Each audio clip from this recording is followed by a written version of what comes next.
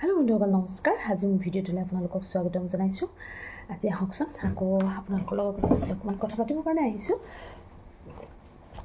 এটা কথা কওকচোন, মনৰ কিছুমান কথা কেতিয়াবা কাৰোবাক ক'বলৈ মন যায়। আপোনালোকৰ যায়নে বাৰু? মোৰ কিন্তু যায়। এনেকুৱা যে মানুহ বা এগৰাকী মনৰ কথা শ্বেয়াৰ কৰিবলৈ হয়তো প্ৰায় লোকৰে মন যায়। আমি মানুহে কেতিয়াবা হয়তো মনটো ভাল থাকিব, আমি মানুহে ন, মানুহৰ মনটো কেতিয়াবা ভালো থাকিব পাৰে, কেতিয়াবা বেয়াও থাকিব পাৰে। চাবচোন, মনটো বেয়া থাকিলে মনৰ কথাবোৰ ক'ব পৰাকৈ যেতিয়া কাকো আমি বিচাৰি পোৱা নাযায় বা নাপাওঁ, তেতিয়া মনটো আৰু বেছি বেয়া হয় ন।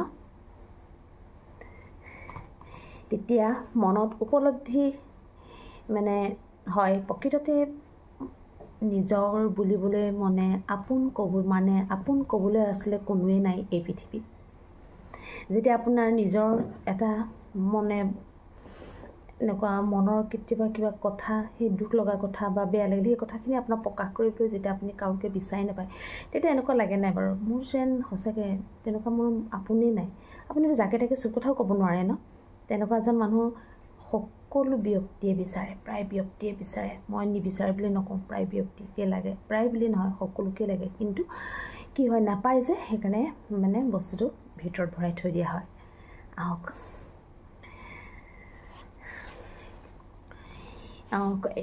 নিজৰ বুলিবলৈ মনৰ কথা ক'বলৈ আছিলে কোনো নাই এই পৃথিৱীত। আপুনি আনক যি দিছে সেইটো কিন্তু এদিন আপোনালৈ ঘূৰি আহিব। এইটো এটা ছেকেণ্ড পইণ্ট। আপুনি আনক যি দিছে সেইটো কিন্তু এদিন আকৌ নিজলৈ ঘূৰি আহিব। সেয়া লাগিলে প্ৰেমেই হওক বা দুখেই হওক, মাথো সময়লৈ অপেক্ষা কৰক। আপুনি যদি কাৰোবাক প্ৰেম দিছে আপুনি প্ৰেম পাব, কাৰোবাক যদি আপুনি দুখ দিছে দুখ আপুনি পাব, কাৰোবাক আপুনি সহায় কৰিছে সেই সহায়টো কিন্তু 1000 গুণ হৈ আপোনালৈ ঘূৰি আহিব চাব। আৰু যদিহে কাৰোবাক আপুনি কষ্ট দিছে, মন কষ্ট দিছে, কাৰোবাক দুখ দিছে, সেইখিনিও কিন্তু আপোনালৈ 1000 গুণ হৈ ঘূৰি আহিব। তেনেদৰে দুখ দিলে দুখখিনিয়ে ঘূৰাই পাব। আমাৰ জীৱনটো এখন আচলতে নাটকখনত সময়ে সময়ে কিছু সুখী হোৱা দেখা যায় আৰু কিছু দুখী হোৱাও দেখা যায়। নাটকখনত জীৱন নাটকত সুখী হোৱাটো আচলতে বহুত কঠিন বুলি কোৱা হৈছে। জীৱন নাটকত সুখী হোৱাটো বহুত কঠিন, কিন্তু দুখী হোৱাটো বহুত সহজ। সেইটোতো একদমেই সঁচা কথা ন। য'ত তৰ্ক কৰাটো অৰ্থহীন, তাত বিতৰ্ক বহাই লাভ নাই। কিছুমান ক্ষেত্ৰত আপোনাৰ নীৰৱতাই উপযুক্ত উত্তৰ। কি কৈছে আকৌ ভাবিছোঁ, ধুনীয়া পইণ্ট শুনক। কিছুমান ক্ষেত্ৰত আপোনাৰ নীৰৱতাই উপযুক্ত উত্তৰ। নীৰৱতা হৈ থাকিলে আপোনাৰ এইটো এটা উপযুক্ত এনচাৰ বুলি কোৱা হৈছে, উত্তৰ বুলি কোৱা হৈছে। মনত ৰাখিব, সম্পৰ্ক ভাঙিব নাপায়, এইটো আমি সকলোৱে জানো। সম্পৰ্ক ভাঙিব নাপায় আমি এইটো সকলোৱে জানো।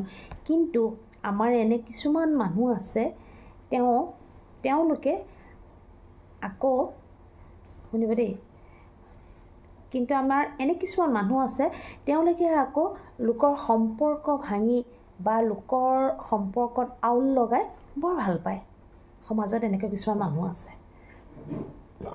তেনে মানুহ আমাৰ সমাজত নথকা নহয়। মনত ৰাখিব সকলোৱে এই কথাষাৰ। তেনেকুৱা মানুহ আমাৰ সমাজত বহুত বেছি আছে। লোকৰ কয় ন, কিছুমানে লোকৰ সংসাৰত কৰা, লোকৰ সম্পৰ্ক ভঙা, লোকৰ সম্পৰ্কত আউল লগোৱা, তেনেকুৱা মানুহ আমাৰ সমাজত বহুত আছে। সেইকাৰণে সদায় নিজক বচাই ৰাখিব। তাৰপিছৰ পইণ্টটো হৈছে, লোকক যিটো দিব, লোকক যিটো কৰিব, সেইটো কিন্তু নিশ্চয় আপোনালৈ ঘূৰি আহিব। আৰু এটা সুন্দৰ পইণ্ট, য'ত শুনিব দেই, আৰু এইটো একদম সাংঘাতিক ধুনীয়া পইণ্ট।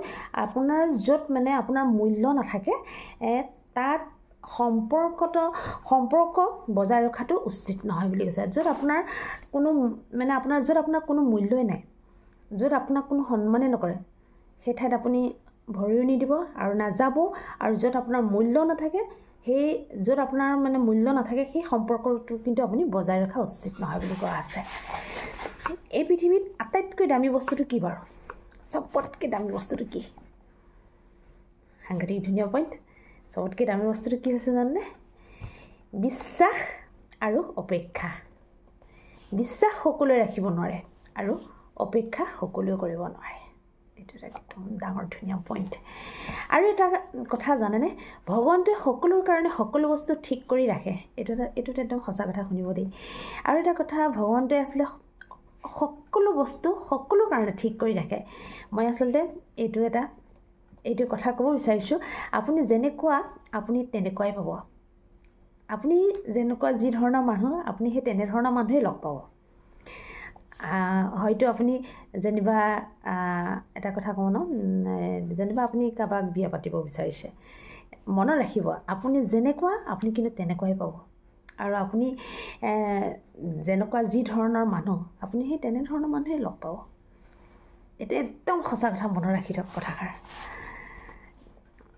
আপুনি যদি মই এটা কথা কৈছোঁ আপুনি এজন সঁচাকৈ ভাল মানুহ আপুনি ভাল মানুহ লগ পাব আপুনি এজন জ্ঞানীক লগ পাব আপুনি যদি এজন আপুনি যদি বেয়া মানুহজনে ভাবে যে মই ভাল মানুহ এজনক লগ পাম কেতিয়াও নাপায় আপুনি সেই বেয়াজনকে লগ পাব ভগৱানে সকলোৰ কাৰণে আচলতে সকলো বস্তু ৰেডি কৰিয়ে ৰাখে আৰু এটা পইণ্ট শুনো লুকুৱাব পাৰিলে জীৱন সুন্দৰ সেয়া কষ্টই হওক বা সুখ এইটো এটা একদম সাংঘাতিক ধুনীয়া পইণ্ট আকৌ এবাৰ কৈছোঁ শুনো লুকুৱাব পাৰিলে জীৱন সুন্দৰ সেয়া কষ্টই হওক বা সুখ আপুনি যদি জীৱনত মানুহে সেইটোৱে কয় সেইকাৰণে চব বস্তু আচলতে মানে কয় ন খোলা কৰিব নালাগে বুলি কয় যে এটা কথা সেইটোৱে আচলতে সেইকাৰণে চব বস্তু আপুনি ওলাই পেলাব নালাগে মানে ওলাই কৰিব নালাগে বস্তুটো সেইকাৰণে কৈছে লুকুৱাব পাৰিলে জীৱন সুন্দৰ সেয়া কষ্টই হওক বা সুখেই হওক জীৱনটো আমাৰ কেতিয়াও আৰু সুন্দৰ এইটো শুনো দেই জীৱনটো আমাৰ কেতিয়া বাৰু সুন্দৰ হয় কওকচোন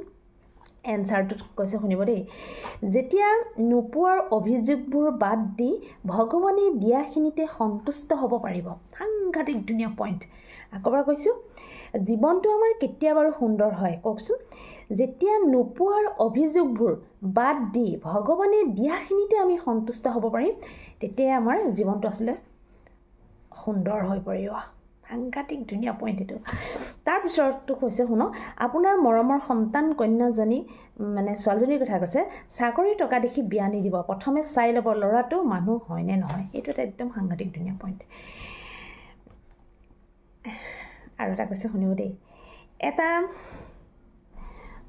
কি কৈছে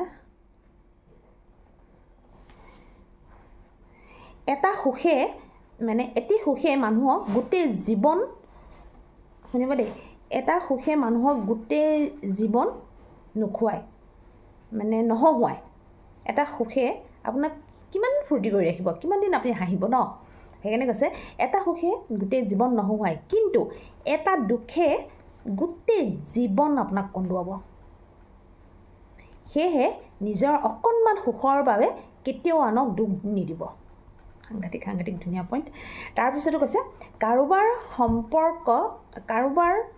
কাৰোবাৰ সম্পৰ্কে কিছুমান কথা কোৱাৰ আগত সত্যটো জানিবলৈ চেষ্টা কৰক কাৰণ অনুমান কৰি কোৱা কথা সকলো সময়তে সত্য নহ'ব পাৰে এইটো একদম সাংঘাতিক মানে এইটো ধুনীয়া পইণ্ট আকৌ এবাৰ কৈছোঁ কাৰোবাৰ সম্পৰ্কে কিছু কথা কোৱাৰ আগত সত্যটো জানিবলৈ চেষ্টা কৰক কাৰণ অনুমান কৰি কোৱা কথা সকলো সময়ত সত্য নহ'ব পাৰে আমাৰ মানুহৰ এটা বহুত বেয়া লক্ষণ আছে মানুহৰ লগত কি হয় কেতিয়াবা মানে মানুহক অনুমান কৰি কিছুমান কথা মানুহক কিছুমান সন্দেহ কৰি কোৱা কথা এইটো মানুহৰ এইটো বেয়া হেৰি আৰু কেতিয়াও মানে কি হয় লোকক অনুমান কৰি কিছু কথা ক'বলৈ চেষ্টা নকৰিব হয়তো বহুতৰ এই বস্তুটোৱে কিন্তু মানুহক বহুত মানে বেয়া হেৰিলৈ লৈ যায় সেইকাৰণে ইয়াত এটা কথা বাৰে বাৰে কোৱা হৈছে কাৰোবাৰ সম্পৰ্কে কিছু কথা কোৱাৰ আগত সত্যটো জানিবলৈ চেষ্টা কৰক কাৰণ অনুমান কৰি কোৱা কথা সকলো সময়ত সত্য নহ'বও পাৰে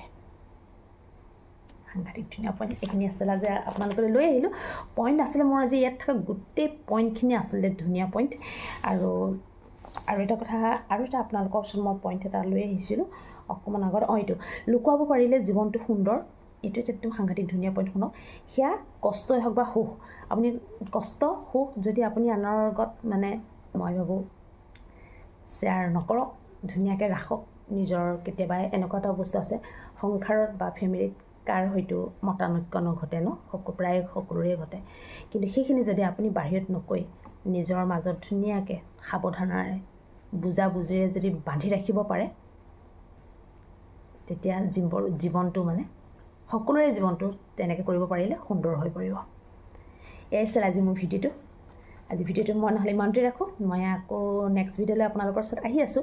আৰু এটা কথা, নতুন যদি কোনোবাই মোৰ ভিডিঅ'টো চাই আছে, প্লিজ ছাবস্ক্ৰাইবটো কৰি থৈ যাব, আৰু যদি পেজতো চাই আছে ফ'ল' কৰি থৈ যাব। আজিলৈ ৰাখোঁ, নমস্কাৰ।